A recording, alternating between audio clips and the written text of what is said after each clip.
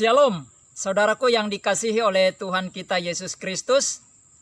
Jumpa lagi dengan saya, Bram Manaha. Dan kali ini kita akan membahas sebuah topik, yaitu siapakah Nabi yang dinubuatkan Musa, Yesus atau Muhammad. Seringkali para ulama dan apologet Muslim mencoba untuk mencari-cari ayat di dalam Alkitab, baik itu perjanjian lama maupun perjanjian baru, untuk mendukung dan mengklaim bahwa nabi mereka yaitu Muhammad itu dinubuatkan di dalam Alkitab. Dan salah satunya yaitu di dalam kitab Ulangan, pasalnya yang ke-18, ayat yang ke-15 dan ayat yang ke-18 sebagai salah satu ayat favorit untuk mendukung klaim mereka. Oleh karena itu, sebelum kita bahas lebih jauh, mari kita baca terlebih dahulu kedua ayat itu. Ulangan pasal 18 ayat 15 yang bunyinya, seorang nabi dari tengah-tengahmu, dari antara saudara-saudaramu, sama seperti aku. Aku akan dibangkitkan bagimu oleh Tuhan Allahmu, dialah yang harus kamu dengarkan. Ulangan pasal 18 ayat 18. Seorang nabi akan kubangkitkan bagi mereka dari antara saudara mereka, seperti engkau ini. Aku akan menaruh firmanku dalam mulutnya, dan ia akan mengatakan kepada mereka segala yang kuperintahkan kepadanya. Berdasarkan kedua ayat ini, para ulama Muslim dan para apologet atau para polemikus Muslim berupaya untuk mengklaim bahwa ayat ini ditujukan atau diarahkan kepada Muhammad nabi mereka. Nah, dari antara banyak ulama itu dan para ustadz atau apologet atau para polemikus Muslim ini, salah satunya yaitu Ustadz Abdul Somad. Nah, oleh karena itu, sebelum kita bahas lebih jauh, mari kita dengarkan apa yang dikatakannya. Tuhan berbicara kepada Musa dalam kitab Ulangan 18 ayat 18. Pasal 18 ayat 18. Apa kata Musa? Apa kata Tuhan kepada Musa? Seorang nabi akan kubangkitkan bagi mereka dari antara saudara mereka. Seorang nabi akan kubangkitkan dari mereka, dari saudara mereka, seperti engkau, hai Musa. Nanti yang akan datang di akhir zaman itu seperti engkau, hai Musa. Aku akan menaruh firmanku dalam mulutnya, sehingga kalau dia berbicara, cakapnya adalah firman. Dan dia akan mengatakan kepada mereka segala yang kuperintahkan. Kalau dia bicara, cakapnya adalah firman. Siapa yang dimaksud Tuhan di dalam ini? Apakah Isa atau Muhammad? Kita lihat. Karena tak disebutnya nama, hanya disebutnya sifat. Apa sifatnya? Kubangkitkan bagi mereka saudara mereka. Saudara Musa berarti Isa. Kata orang yang melihat nasab Isa, naik ke atas, dekatnya ke Musa. Tapi jangan lupa, nasab Musa kalau naik ke atas, dia bertemu pada Ibrahim. Dan Muhammad juga kalau naik ke atas, ketemu pada Ibrahim. Maka dalam perjalanan Isra Mi'raj, Musa mengatakan, marhaban bi nabi, marhaban bi akhi. Selamat datang wahai akhi, saudaraku. Loh, Muhammad sama Ibrahim sama Musa hubungannya dari mana? Karena Ibrahim punya anak, satu datuknya Musa bernama Ishak dan satu datuknya Muhammad bernama Ismail. Oke, kalau begitu Musa saudaranya Isa dan Muhammad pun saudaranya juga. Lalu yang mana yang dimaksud di sini? Apakah Isa atau Muhammad? Musa dengan Muhammad lebih dekat Musa dengan Muhammad daripada dengan Isa. Kenapa? Karena Musa punya emak dan punya ayah, dan Muhammad punya emak dan punya ayah. Sedangkan Isa hanya punya emak, tak punya ayah. Maka biasanya orang kalau menyebutkan sesuatu yang paling dekat dengannya, sama-sama saudara, sifatnya mana yang paling mendekati? Muhammad. Karena Muhammad ada emaknya, ada ayahnya. Dua, Muhammad menikah dan Isa tidak menikah. Maka sifat tiga, Muhammad saudara Musa, ya, karena datuknya sama. Muhammad dilahirkan oleh perempuan dan dia punya ayah. Musa juga begitu. Muhammad menikah, punya istri dan punya anak. Musa pun punya istri dan punya anak, sedangkan Isa tidak. Maka lebih mendekati kepada Muhammad daripada kepada Isa. Muhammad tidak bisa membaca ungkapan akan aku taruh firmanku itu dalam mulutnya sehingga apa yang dia katakan adalah firmanku. Muhammad tidak bisa membaca ungkapan akan aku taruh firmanku itu dalam mulutnya sehingga apa yang dia katakan adalah firmanku sesuai dengan firman Allah. Datanglah Abdullah bin Amr bin As bawa kertas sama pena. Ya Rasulullah, ya, aku biasanya nulis cakapmu, semua cakapmu ku tulis. Datang orang Quraisy, jangan kau tulis cakap Muhammad. Bisa jadi Muhammad sedang marah, bisa jadi Muhammad sedang ngamuk. Kenapa kau tulis? Ya Rasulullah, boleh ku tulis semua cakap yang keluar dari mulutmu? Apa kata Nabi? Wallahi demi Allah, ma kharaja minhu illa haq. Nabi menunjuk mulutnya. Wallahi demi Allah, ma kharaja minhu illa haq. Semua yang keluar dari mulut ini hak wahyu. Tidak ada yang tak wahyu. Dan itu ada pada Muhammad sallallahu alaihi wasallam.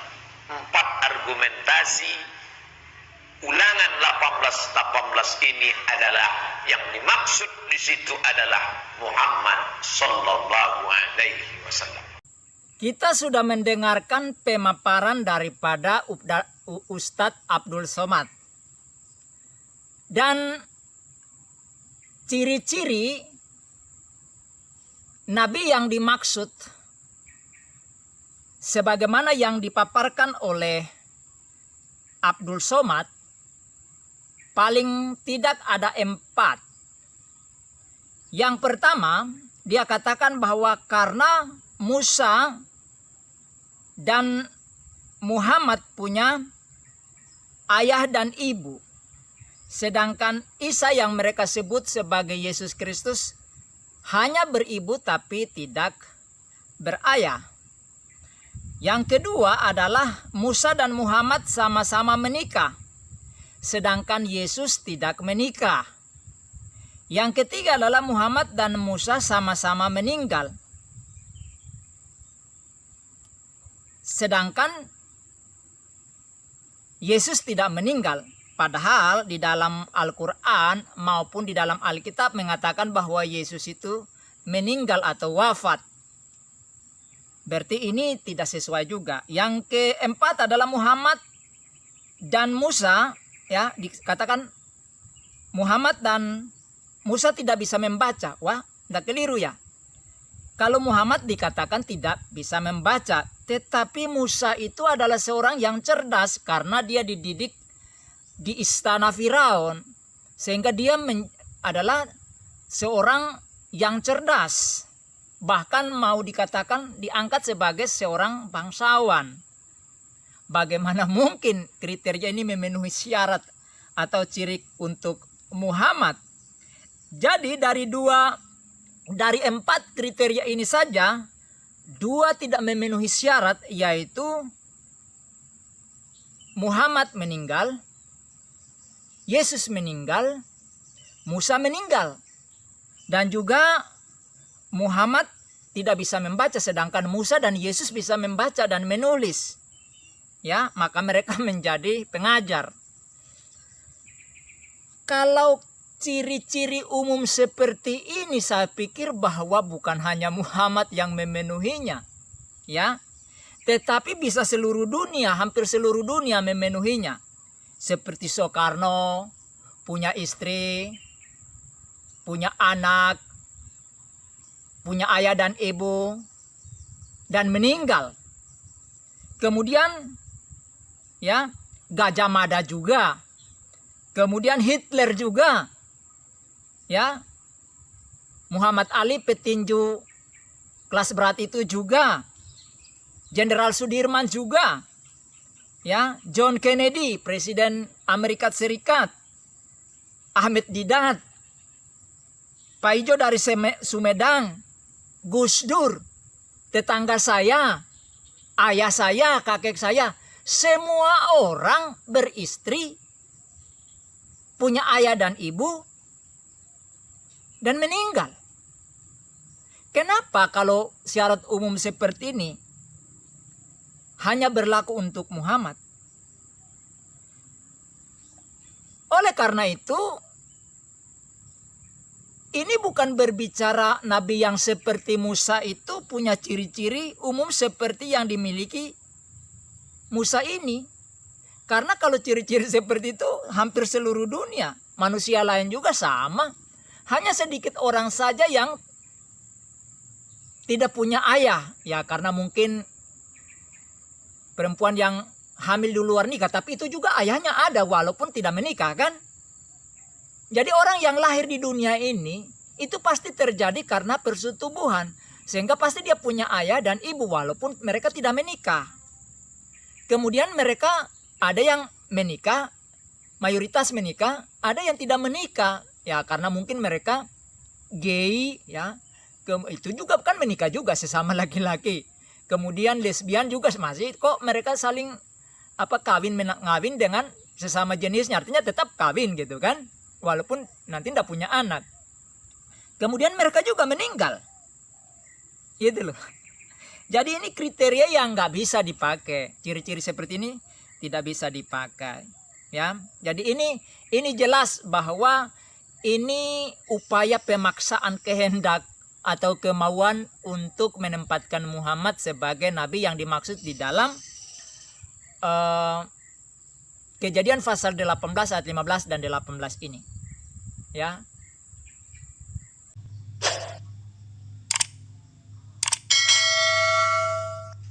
Jika ciri-ciri umum ini tidak berlaku, maka ini pasti berbicara tentang ciri-ciri khusus.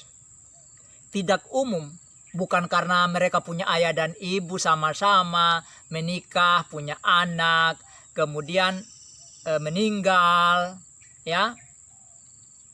Tidak begitu. Pasti ada ciri-ciri khusus lain yang tidak umum dan tidak dimiliki oleh orang lain, ya. Nah, bagaimana ciri-ciri yang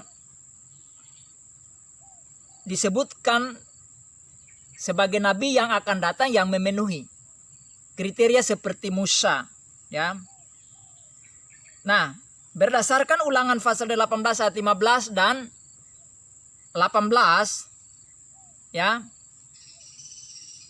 Di mana Ulangan pasal 18 ayat 15 itu merupakan ungkapan Musa kepada kaum Israel, ya, bahwa seorang nabi dari tengah-tengahmu. Jadi Musa sedang berbicara kepada bangsa Israel, karena bangsa Israel itu terdiri dari 12 suku, ya, 12 suku, dan Musa berasal dari suku Lewi. Jadi yang dimaksud dengan dari antara saudara-saudaramu atau dari tengah-tengah saudara-saudaramu artinya dari 11 suku ini. Ya. Atau 12 suku ini tidak keluar karena Musa sedang berbicara kepada kaum Israel dan mengatakan bahwa dari tengah-tengah kamu, berarti kaum Israel, bukan bangsa Arab, ya kan? Nah, dari tengah-tengah saudara-saudaramu, antara saudara-saudaramu, ya, orang Arab itu tidak termasuk antara saudara Israel. Kemudian ayat 18 itu merupakan ungkapan Yehova atau Adonai kepada Musa. Ya. Maka dikatakan di sana seorang nabi akan kubangkitkan bagi mereka. Jadi Adonai ini atau Yehova ini sedang berbicara kepada Musa menunjuk kepada mereka yaitu bangsa Israel. Saudara-saudara mereka, artinya ke-12 suku itu tadi, antara mereka itulah ada muncul seorang nabi seperti Musa. Ya. Nah, mari kita lihat kriteria yang dimaksud, ya. Pertama, ya, seperti Musa, nabi itu seperti Musa, artinya Musa menerima firman langsung dari Yehova atau Adonai langsung. Jadi Musa itu menerima, ya, firman langsung, tidak melalui pengantara, entah malaikat atau siapalah, tapi Yehova langsung berbicara kepada Musa. Ya. Nah, sebagaimana di dalam ayat Keluaran pasal 31, ya, ayat 18. Dan Tuhan memberikan kepada Musa setelah ia selesai berbicara dengan dia di Gunung Sinai, kedua loh hukum Allah, loh batu yang ditulis oleh jari Allah. Kemudian di dalam Keluaran 33 ayat 11. Dan Tuhan berbicara kepada Musa dengan berhadapan muka seperti seorang berbicara kepada temannya. Kemudian kembalilah ia ke perkemahan, tetapi abdinya Yosua bin Nun, seorang yang masih muda, tidaklah meninggalkan kemah itu. Jadi Musa menerima langsung firman itu dari Yehova, tidak melalui pengantara. Nah, kemudian Yesus menerima firman langsung juga dari Bapa. Ya, Yohanes pasal 12 ayat 49. Sebab aku berkata-kata bukan dari diriku sendiri, tetapi Bapa yang mengutus aku. Dialah yang memerintahkan aku untuk mengatakan apa yang harus aku katakan dan aku sampaikan. Yohanes pasal 17 ayat 8. Sebab segala firman yang engkau sampaikan kepadaku, telah aku sampaikan kepada mereka. Dan mereka telah menerimanya. Mereka tahu benar-benar bahwa aku datang daripadamu. Dan mereka percaya bahwa engkaulah yang telah mengutus aku. Jadi ciri-ciri nabi itu adalah nabi itu menerima firman langsung seperti Musa. Dan di sini Yesus menerima firman langsung dari Bapa. Sedangkan Muhammad tidak pernah menerima firman langsung dari Allah Subhanahu wa Ta'ala. Melainkan dari makhluk misterius yang belakangan baru Waraka bin Nawfal mengatakan itu adalah namus. Dan para ulama menafsirkan dan mengatakan bahwa itu adalah Jibril. Jadi Muhammad tidak pernah menerima firman langsung. Jadi di sini gugurlah kriteria Muhammad untuk memenuhi syarat yang dimaksud dalam Ulangan pasal 18 ayat 15 dan 18 itu. Yang kedua adalah, ya, dikatakan di dalam Ulangan 34 ayat 11. Dalam hal segala tanda dan mujizat yang dilakukan atas perintah Tuhan di tanah Mesir terhadap Firaun dan terhadap semua pegawainya dan seluruh negerinya. Kemudian ayat 12. Ulangan 34 ayat 12. Dan dalam segala perbuatan kekuasaan dan segala kedahsyatan yang besar yang dilakukan Musa di depan seluruh orang Israel. Jadi Yesus pun, ya, melakukan mujizat-mujizat yang sangat banyak seperti Musa di depan bangsa Israel. Ya. Dan melakukan perbuatan-perbuatan dahsyat di depan bangsa Israel. Ya, sedangkan Muhammad tidak pernah melakukan mujizat dan tanda dahsyat apapun semasa hidupnya, apalagi di depan orang Israel di Yerusalem. Kapan dia ke Yerusalem? Ya. Nah, jadi ini gugur. Ciri-ciri atau kriteria yang ketiga di mana nabi itu seperti Musa adalah Musa membebaskan umat atau bangsa Israel dari perbudakan Mesir. Ya, di dalam Keluaran 13 ayat 3 dikatakan, lalu berkatalah Musa kepada bangsa itu, peringatilah hari ini, sebab pada hari ini kamu keluar dari Mesir, dari rumah perbudakan. Karena dengan kekuatan tangannya, Tuhan telah membawa kamu keluar dari sana, sebab itu tidak boleh dimakan sesuatu pun yang berage. Jadi, Musa itu memimpin bangsa Israel itu keluar dari sebuah perbudakan bangsa Mesir atau penjajahan dari bangsa Mesir. Nah, Yesus pun membawa umat manusia keluar dari perbudakan dosa. Ya. Yohanes 8 ayat 34 dikatakan, kata Yesus kepada mereka, aku berkata kepadamu, sesungguhnya setiap orang yang berbuat dosa adalah hamba dosa. Ya, hamba dosa atau budak. Hamba itu adalah budak. Ya, diatur oleh dosa, dikuasai oleh dosa. Kemudian Yohanes 8 ayat 36. Jadi apabila anak itu memerdekakan kamu, kamu pun benar-benar merdeka. Dan Roma pasal 6 ayat 18. Kamu telah dimerdekakan dari dosa dan menjadi hamba kebenaran. Jadi Yesus memenuhi syarat sesuai dengan ciri Ulangan pasal 18 ayat 15 dan 18. Karena Yesus berasal dari bangsa Israel, keturunan Yehuda, dari 12 suku Israel itu. Karena ayahnya Yusuf berasal dari suku Yehuda, keturunan Daud. Ya, jadi Yesus memenuhi syarat ini di mana seperti Musa membebaskan bangsa Israel dari perbudakan perbudakan bangsa Mesir, Yesus membebaskan umat manusia dari perbudakan dosa. Sedangkan Muhammad tidak pernah mengeluarkan satu bangsa pun keluar dari perbudakan bangsa lain, apalagi mengeluarkan manusia dari perbudakan dosa. Ya, justru dia suruh untuk berbohong dalam 3 hal. Terhadap dalam peperangan, kemudian 2 orang yang bertikai, dan kepada istri. Loh, berbohong itu dosa loh. Berarti membawa orang dalam perbudakan dosa, bukan melepaskan dari dosa. Dan tidak pernah membebaskan bangsa manapun dari sebuah penjajahan bangsa lain. Tidak ada. Ya. Jadi ini namanya jauh panggang daripada api. Ya. Jauh. Ya. Selanjutnya, nabi yang dimaksud seperti Musa itu dikonfirmasi oleh para murid bahwa Yesus yang dinubuatkan oleh Musa di dalam kitab Ulangan pasal 18 ayat 15 dan 18. Yang pertama adalah muridnya yang bernama Filipus.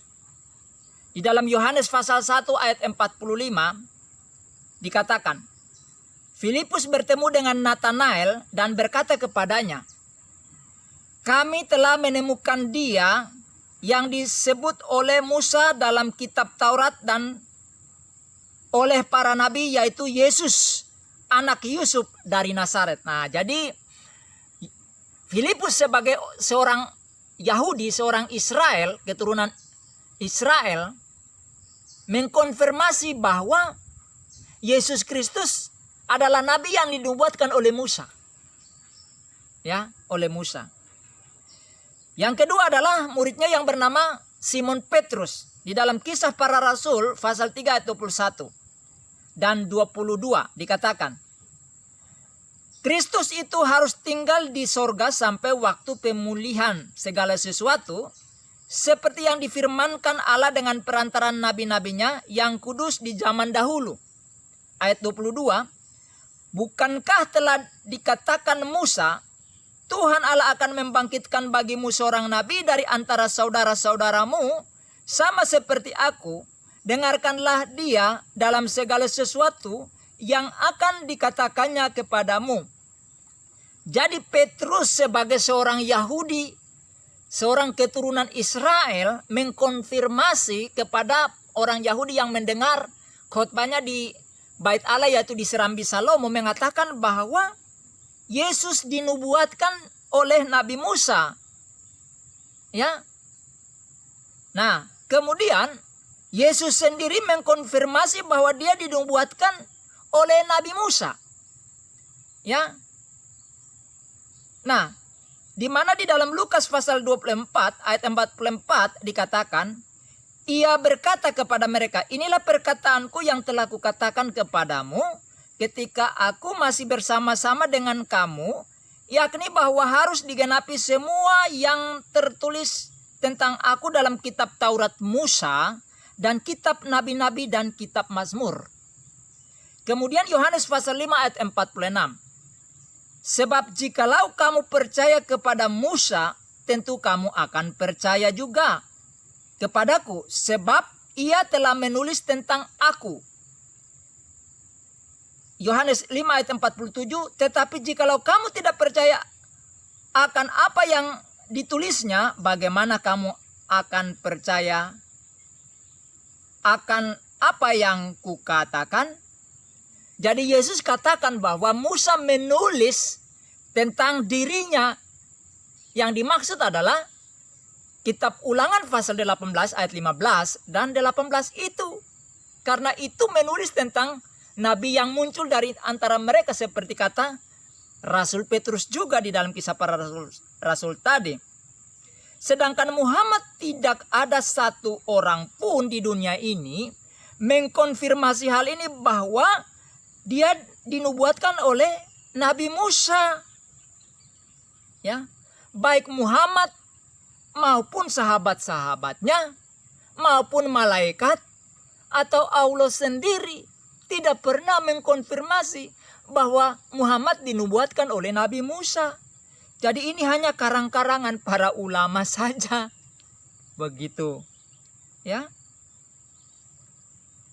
Karena itu nubuatan Musa dalam Ulangan pasal 18 ayat 15 dan 18 itu bukan untuk Muhammad tetapi untuk Yesus Kristus. Dan upaya umat Islam untuk mengatakan Ulangan 18 ayat 15 dan 18 adalah klaim kosong dan upaya cocomologi semata-mata. Jadi saudara, kesimpulannya adalah kitab Ulangan pasal 18 ayat 15 dan 18 itu tidak menubuatkan tentang datangnya Muhammad. Karena ayat ini jelas-jelas dinubuatkan nabi itu muncul dari keturunan Yakub, yaitu Israel, dari bangsa Israel yang terdiri dari 12 suku Israel itu, di mana mereka adalah saudara, dan nabi itu muncul dari salah satu suku ini, dan Yesus berasal dari suku Yehuda, anak ketiga daripada Yakub. Dari dialah datanglah Yesus Kristus itu. Ya. Nah, jadi bagi saudara-saudara Kristen, ya, saudara tidak boleh percaya dengan omong kosong yang disampaikan oleh para ulama-ulama Muslim ini. Dan bagi saudara-saudara Muslim, jangan mau dibodohi. Karena Muhammad tidak pernah dinubuatkan di dalam kitab Yahudi maupun kitab orang Kristen. Tidak ada. Ya. Nah, itu adalah klaim omong kosong belaka. Tidak pernah ada. Ya. Nah, saudara, jadi bagi Anda yang sudah menyaksikan video ini, kiranya dapat memberkati saudara. Nah, dan jangan lupa untuk berikan like, kemudian subscribe, dan komen di dalam kolom komentar, karena saya akan setia untuk menjawab saudara. Apapun komentar saudara, saya akan jawab. Kemudian share kepada teman-teman, saudara, ataupun keluarga, baik yang sudah Kristen maupun yang belum Kristen, agar mereka juga tahu kebenaran ini, sehingga mereka juga tidak ditipu oleh orang-orang yang tidak bertanggung jawab. Dan bunyikan lonceng notifikasinya agar tidak ketinggalan dengan video-video saya yang terbaru. Sampai jumpa pada video berikutnya, dan Tuhan Yesus memberkati. Shalom alaikum, haleluya, amin.